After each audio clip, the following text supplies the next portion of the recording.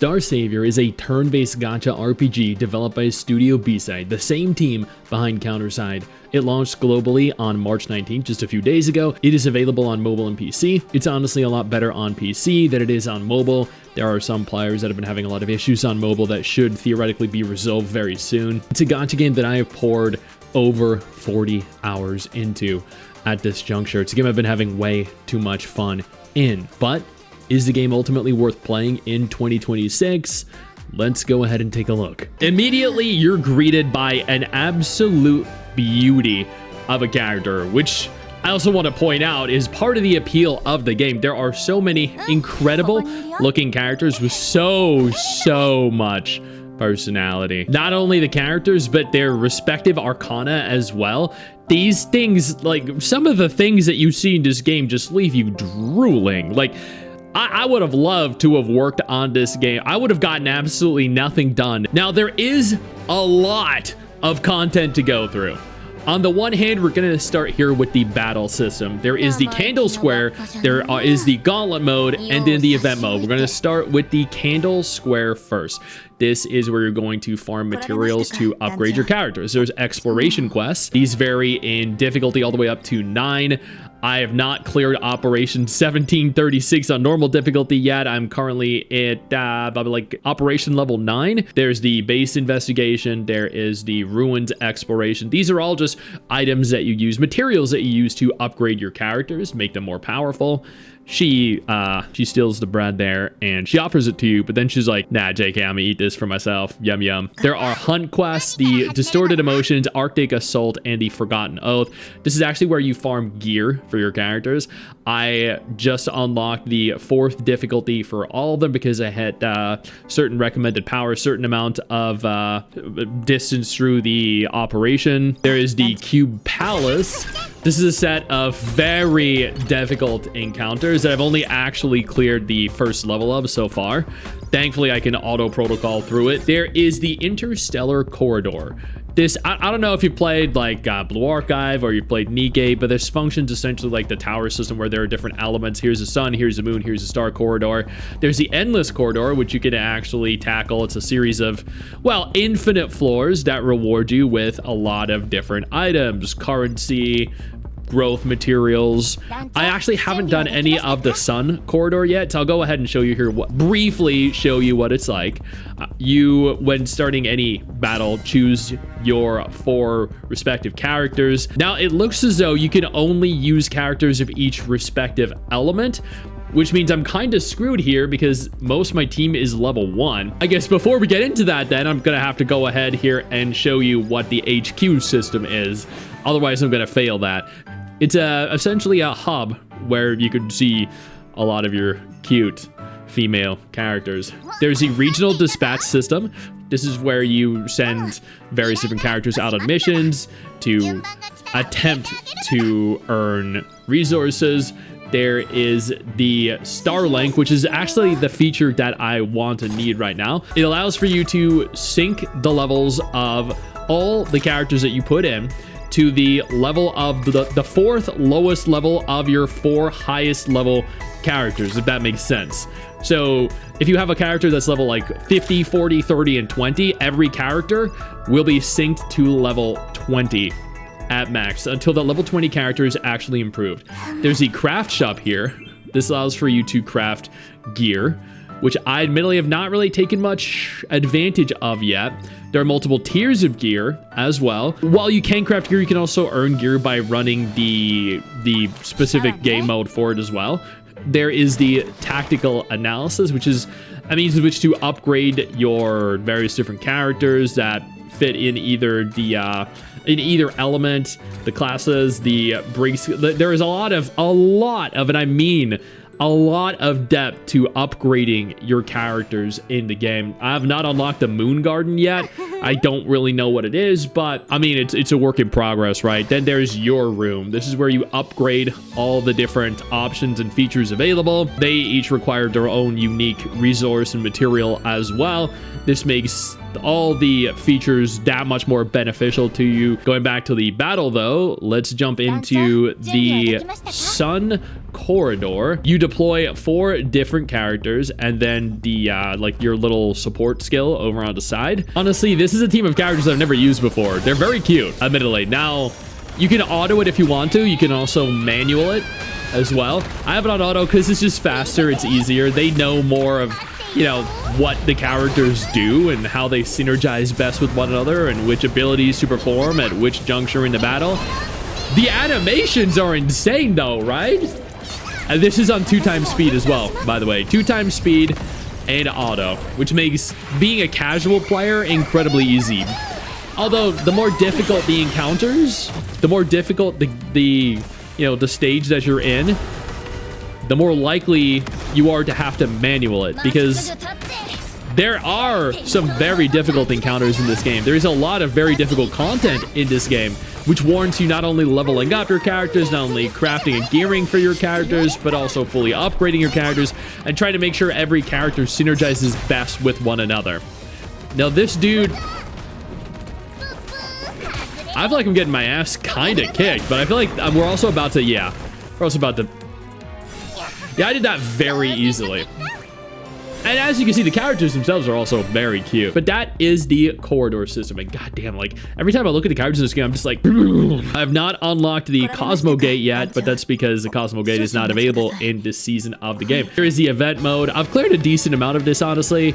It has Yumin and, oh man, I forgot her name, Hilda, from the Counterside game, which is also developed by the very same developer here. They're holding a collab with both games, which I think is actually very cool, very smart to do, because it'll pique the interest of players and potentially make them transition on over, and you know, maybe they'll play it. Then there's a PvP mode, the Gauntlet mode. I hate this. I'm just like, I hate this. I'm gonna state this immediately. I hate it. There is the strategy battle. This essentially allows for you to just auto through it, no problem, skip it. That's what I've been doing. I actually just started doing this today. I'm what was that, rank 3 currently. It's very easy to do.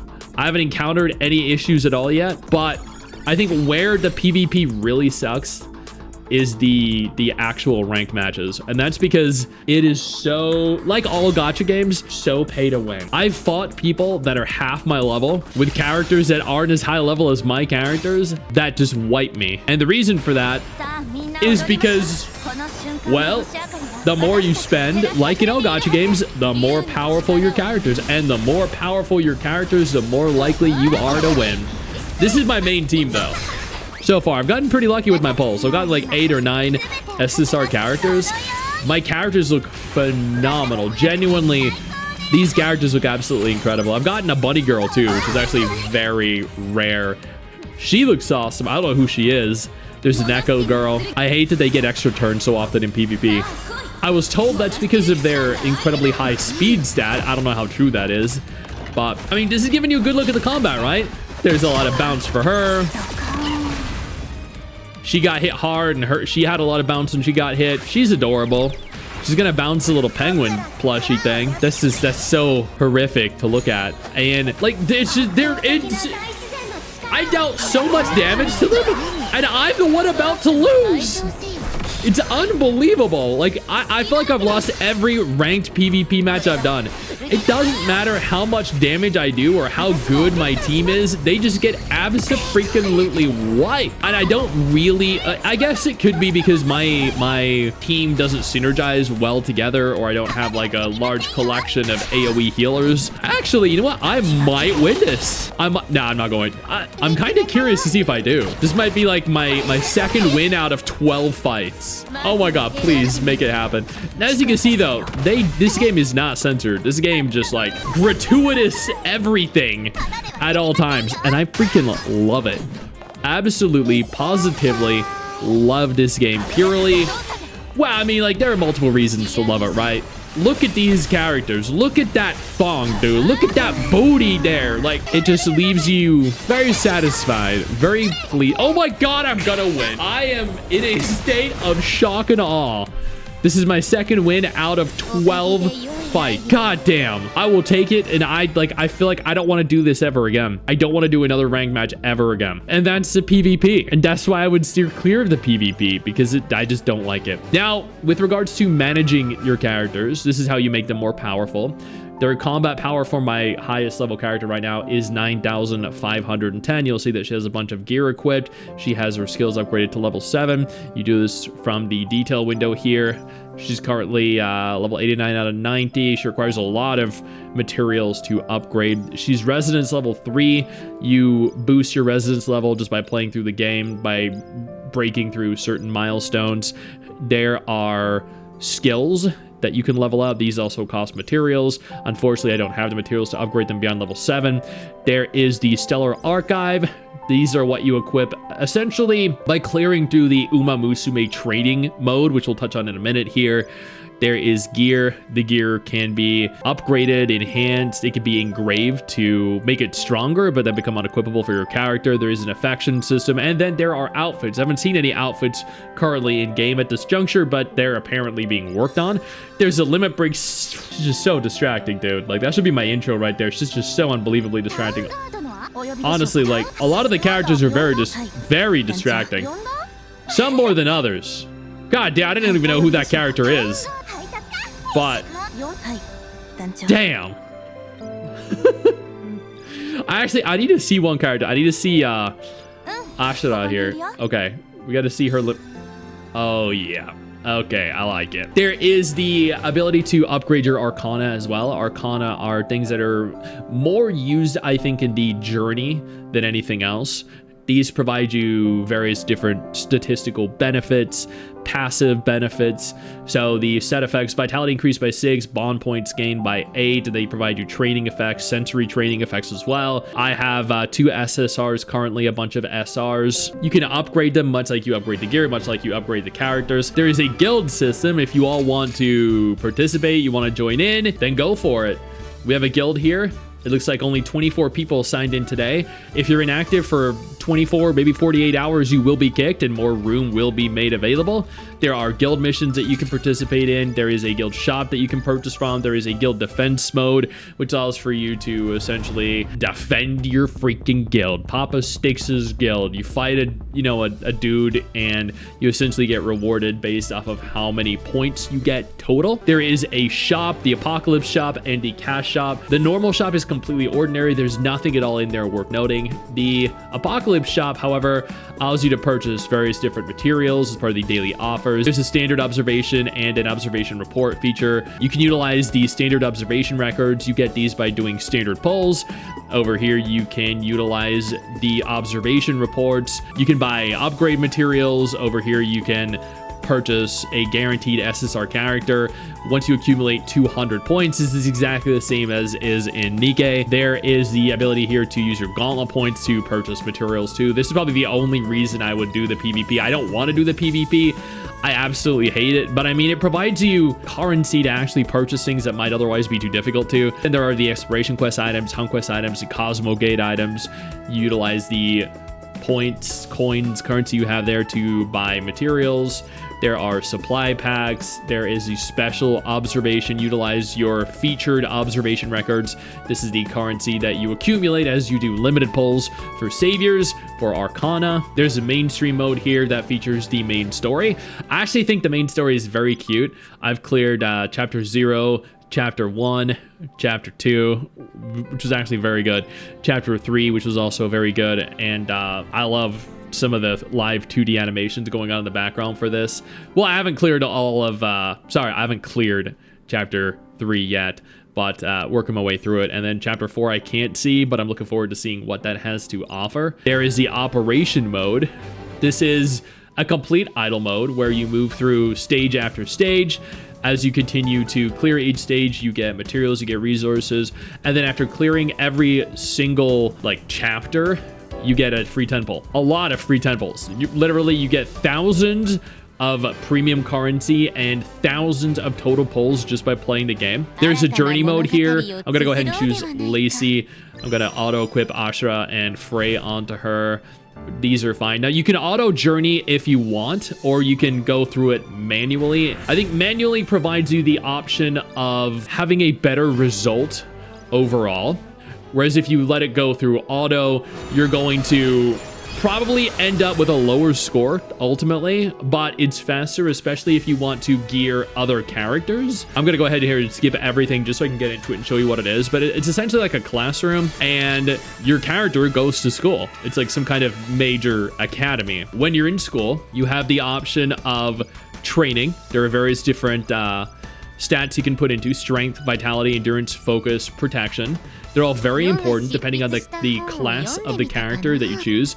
There are quests that you can participate in. These reward you with a currency that allows for you to upgrade your character, purchase foods, rest, because you need to rest as well to recover your stamina, to improve your condition, and to ultimately gain beneficial journey statuses or remove harmful journey statuses as well. As you continue to rank up, you'll fight various different boss monsters, clear numerous different trials, and then ultimately finish the entire thing. Once you finish, you'll receive an archive that you can effectively equip onto your character as gear, which we touched on just a minute ago. There is an idle currency where you just let it slowly and gradually accumulate resources over the course of the day. There is the gacha system, which I think is actually pretty good. Now, there is a collab going on with Counterset, as I noted. Here's Hilda, here's Yumin, or sorry, here's Yumina. My bad. There is the limited banner right here. The rates are 4% for SSR, which is crazy. That's like the best case scenario for Nikkei with Pilgrim characters. The rate of SSR acquisition is 4%, which is unbelievable. When you hit 200, just like in Nikkei, just like in Blue Archive, you guarantee the limited banner character. Now, I also want to stress here that unlike in Arknights Enfield, where if you get to like 119 out of 120 of the guarantee, and the guarantee does not carry over, in this game it does. So if you hit 119 out of 120, you don't get the limited banner character, or sorry, 199 out of 200, then the next banner, you'll be at 199 out of 200, and you'll guarantee the next banner character, which is fantastic. There are also the Arcana that function much the same way, other limited characters, standard characters, friendship Arcana, and I know you're looking at her and you're like, damn, Sticks, holy shit, dude. Yeah, the gacha is actually very good, and the devs themselves are very, very generous. Let me just briefly show you exactly how generous here they are. There is a vestige of corruption. You get the free SSR character, Yumina, the Counterside collab. You get lots of upgrade materials. You get free polls. There is the Candle Square special check-in event where you get the exact same thing. Free polls. Over here you get an SSR Arcana random box with a lot of different upgrade materials. The Global Launch special check-in event. You get multiple different polls. You get the Orbital Search Team 3 Leader Recruitment Supply Box. Lots of upgrade materials. More free polls. Over here every day you get, after clearing all the objectives for each day, you get a free 10 poll for the standard banner and a free 10 poll for the Arcana Observation banner. You get, and there are, 14 days of this. You get 140 standard polls and 140 Arcana polls as well. This is the same over here with the Lavistar Settlement Special Support. There are 3 weeks worth of rewards to accumulate, lots of premium currency and lots of upgrade materials. The Savior Party Growth Special Support, which rewards you with premium currency, free polls, so many upgrade materials. This goes for 14 days as well. The Operation Breakthrough missions rewards you with a ton of premium currency, a ton of upgrade materials, a ton of free polls as well.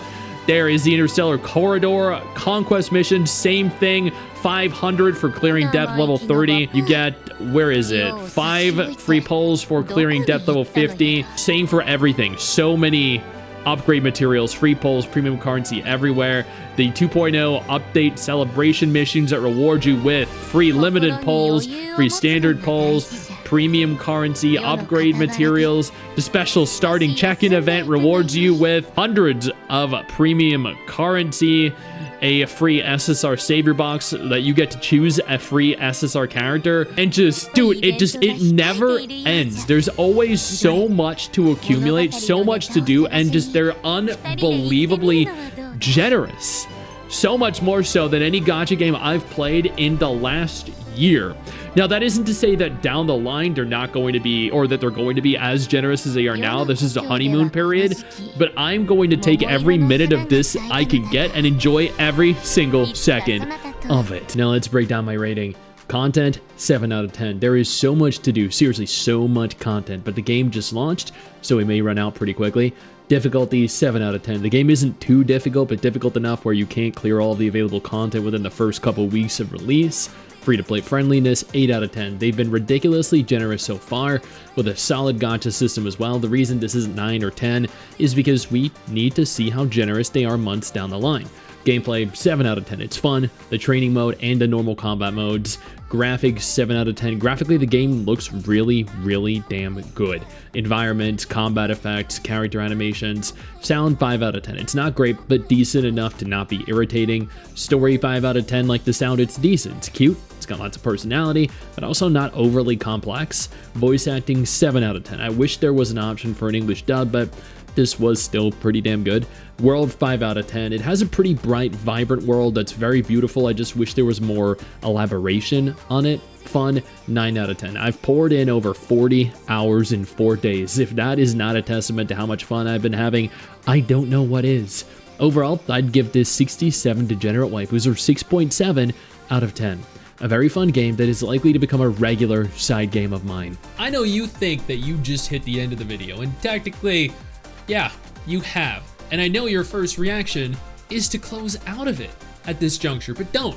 No, instead, I urge you to take a moment here and click one of the videos on screen that are coming up in just a moment so you remain up to date with everything going on in the gacha genre. Trust me, you're not going to regret doing so. Stay flaccid.